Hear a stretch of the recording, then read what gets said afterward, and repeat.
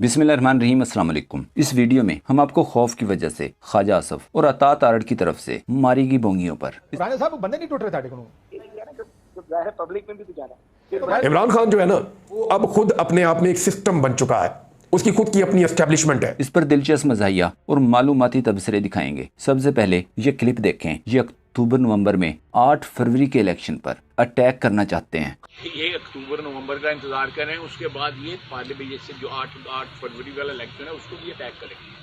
ये एक एजेंडा है जो फॉलो किया जा रहा है। खबर है कि दूसरे ख्वाजे लोहे के चने की तरफ से इन सब को डरा दिया गया है कि अगर इस बार इमरान खान आया तो यकीनन आप लोगों को वो जिंदा गाड़ देगा, क्योंकि जितने जुल्म आपने अवाम पर किए हैं वो आपको छोड़ेगा नहीं। ख्वाजा आसफ के बयान पर हैरान होते हुए अतर काजमी का सवाल देखें कि क्या अक्टूबर नवंबर में यहाँ यूगोस्लाविया का आईन नाफिज हो जाएगा। जज साहिबान ने वहां पे जो ऑब्जर्वेशंस दी हैं और अब जो तफसीली फैसला आएगा उसके अंदर जो चीजें लिखी होंगी उससे 8 फरवरी का इलेक्शन जो है उसका खुद ही पोस्टमार्टम हो जाएगा। इशू ये है कि अक्टूबर नवंबर तक कौन सी गारंटी है ख्वाजा साहब के पास कि अक्टूबर नवंबर तक उस इलेक्शन को कुछ नहीं होगा। ये बड़ी हैरानकुन चीज है मेरे लिए कि वो कह रहे हैं जी अक्टूबर नवंबर में का ये इंतजार कर रहे हैं। क्या अक्टूबर नवंबर के बाद यहाँ पे यूगोस्लाविया का आईन नाफिज हो जाएगा, यही आईन होगा, यही कानून होगा, यही अदालत होगी? तो फिर कौन है ऐसा गारंटर जो अक्टूबर नवंबर तक ख्वाजा साहब को कोई डर नहीं है? तो मेरे लिए मजीद तबसरों से पहले याद रखें कि इन्होंने अदालती हुक्म के बावजूद इलेक्शन नहीं करवाए। फॉर्म 47 का इलेक्शन करवाने के लिए इनको पूरी अदलिया में से सिर्फ और सिर्फ काजी फैज ईसा का इंतजार था। अब भी इस वक्त भी मुश्किल सूरत हाल ये है कि इन्हें पूरे पाकिस्तान की हाई कोर्ट्स के सैकड़ों जजेस में से एक भी ऐसा जज नहीं मिल रहा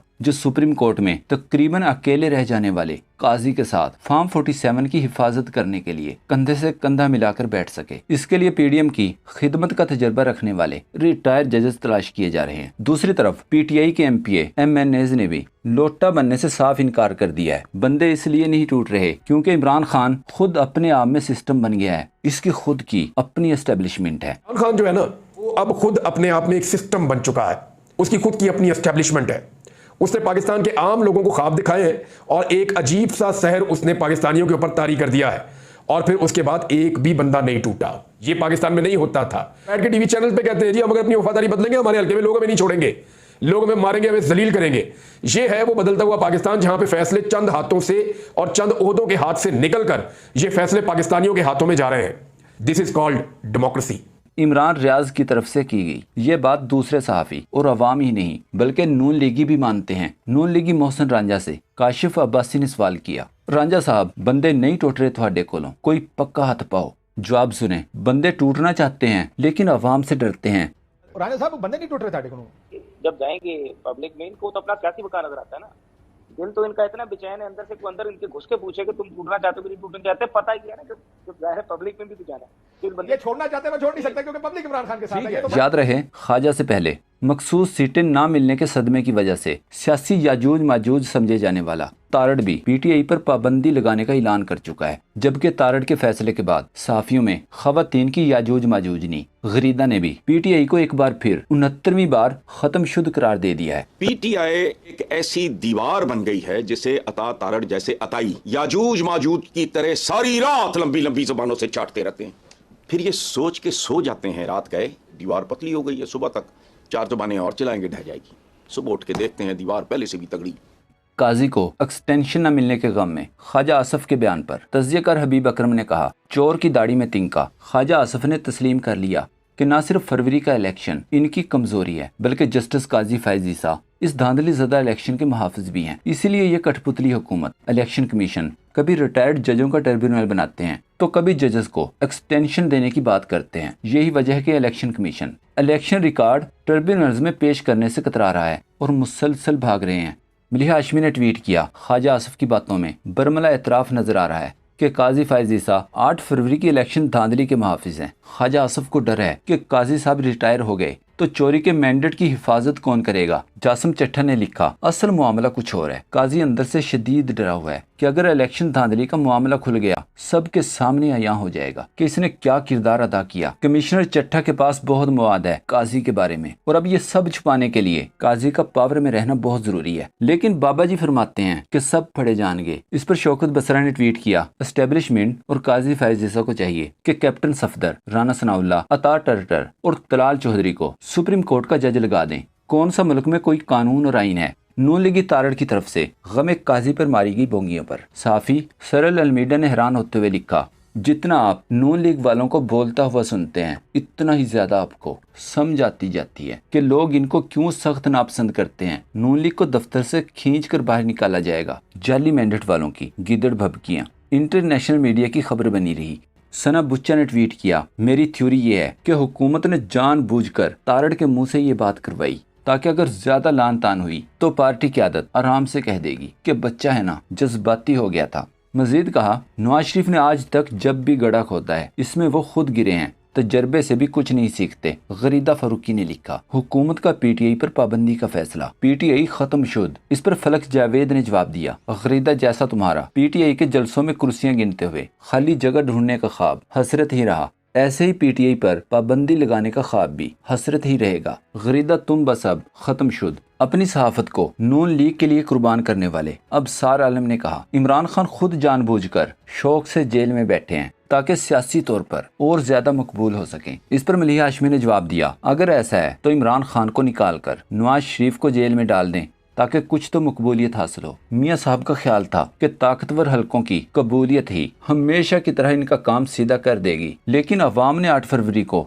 इनकी हर तरह की गलत फहमी दूर कर दी। अब ट्रंप की गोली से और इमरान खान को गोलियों और जाली केसेस से नहीं आउट किया जा सकता। अमेरिकी एस्टेब्लिशमेंट और इसके मोहरों को बहुत बड़ी शिकस्त हुई है। इमरान रियाज खान ने लिखा, कल जावेद लतीफ साहब और हम ख्याल सहाफियों ने फिर कहना शुरू कर देना है कि नवाज शरीफ को नुकसान पहुंचाने और इमरान खान को सियासत की बुलंदियों पर ले जाने के लिए तहरीक इंसाफ पर पाबंदी लगवाने का फैसला किया गया। ख्वाजा आसिफ ने कहा, कुछ लोगों को दाता दरबार से मुरादें मिलती हैं, कुछ लोगों को सुप्रीम कोर्ट से। इस पर रिहाना डार का जवाबी वार देखें। लिखा, असली दरबार का नहीं बताया, जहां से जिल्लत तमेज शिकस्त को रातों रात जाली और झूठी जीत में बदलने का काम तसल्ली बख्श किया जाता है, जहां गैरत का सौदा सिर्फ 1 सीट के बदले होता है। मुतमईन बे शहबाज गिल ने जवाब दिया, फार्म 47 से सीट मिलती है, सनाउल्लाह मस्ती खेल मिलता है जो भांडा फोड़ देता है। मुनाफिक समझे जाने वाले एक फखर दुरानी नामी टाउट लिफाफे को देखें। इससे पहले याद रखें कि जिस तरह की सहाफत ये फखर दुरानी करता है, बेवकूफ से बेवकूफ भी इस तरह की बोंगियां नहीं मार सकता। ये मुमकिन ही नहीं। इसकी वजह सिर्फ और सिर्फ मुनाफिकत है, इसीलिए इसे भी बुग़्ज़ का शिकार मुनाफिक सहाफ़ी कहा जाता है। जैसे इसका ये ट्वीट देखें, लिखा, मैंने जितनी नेशनलिज्म भारतीयों में देखी है इतनी शायद दुनिया के किसी और शहरी में नहीं देखी। इनके नजरियात चाहे किसी भी सियासी जमात से मिलते हों, लेकिन जब वो किसी और मुल्क के शहरियों से मिलते हैं तो वो सिर्फ शाइनिंग इंडिया का तस्वर पेश करते हैं। गुर्बत, बेरोजगारी, पसमानदगी और माशरती तकसीम वहाँ भी है, लेकिन मजाल है अपने अंदरूनी मसाइल किसी से डिस्कस करें। इनकी अवाम हो, मीडिया हो, बिजनेसमैन हो, फिल्म इंडस्ट्री हो या स्टूडेंट्स, सब अपने मुल्क को शाइनिंग इंडिया के तौर पर पेश करते हैं। इनकी ये नेशनलिज्म जंगजूइज्म में तब्दील होती जा रही है। कभी किसी अमेरिकी, बरतानवी या यूरोपीय मुल्क को मुद्दी या साबका हुक्मरानों की शिकायत या अपने मुल्क के खिलाफ लॉबिंग करते नहीं देखेंगे। क्या पाकिस्तानी ऐसा नहीं कर सकते कि अपने अंदरूनी मसाइल मुल्क तक ही रखें, बाहर मुल्क के खिलाफ लॉबिंग करने और बदनाम करने की बजाय थोड़ी सी नेशनलिज्म दिखाएं?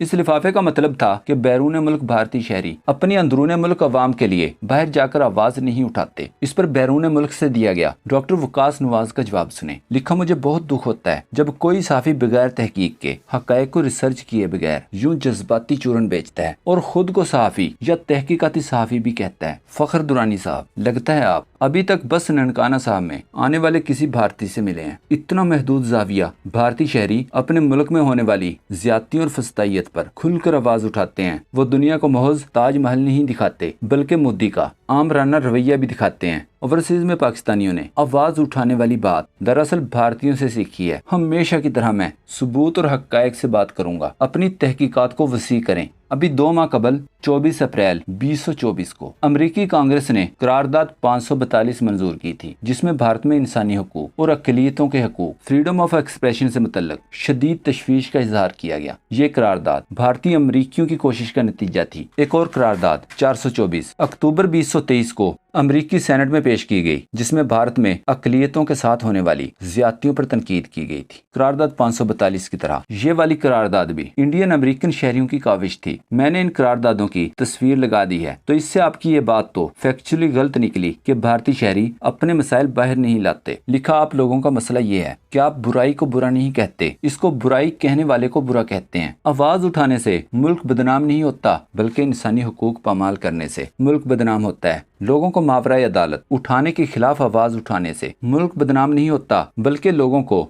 यूं उठाने से मुल्क बदनाम होता है। क्या 8 फरवरी को फॉर्म 45 और 47 में गड़बड़ है कि नहीं? क्या मुल्क में ट्विटर बंद है कि नहीं? क्या लोगों को जबरी उठाया जाता है कि नहीं? अगर इन सब बातों का जवाब हाँ में है तो फिर पाकिस्तान की सबसे बड़ी बदनामी ये हाँ है, ना कि इस हाँ पर तनकीद। ये राय गलत है कि घर के गंदे कपड़े बाहर नहीं धोए जा सकते। घर में अगर साबन ना हो, रेत ना हो, साफ पानी ना हो, ना पाउडर हो, तो फिर कपड़े बाहर धोबी के घाट पर ही धोए जाते हैं और ये अमल गलीज बदबूदार कपड़े पहनने से बेहतर है। अगर आप बाहर कपड़े धोने में शर्म महसूस करते हैं तो फिर घर में ऐसा माहौल फराहम करें कि धोबी घाट पर न जाना पड़े। आइंदा भारतीय शहरियों की आड़ में पाकिस्तानी ओवरसीज को निशाना बनाने से पहले थोड़ी सी रिसर्च कर लीजिएगा। मुझे उम्मीद है मेरी ये तहरीर आपके बुग्स और ओवरसीज के खिलाफ अनाद का कुछ नहीं बिगाड़ सकेगी।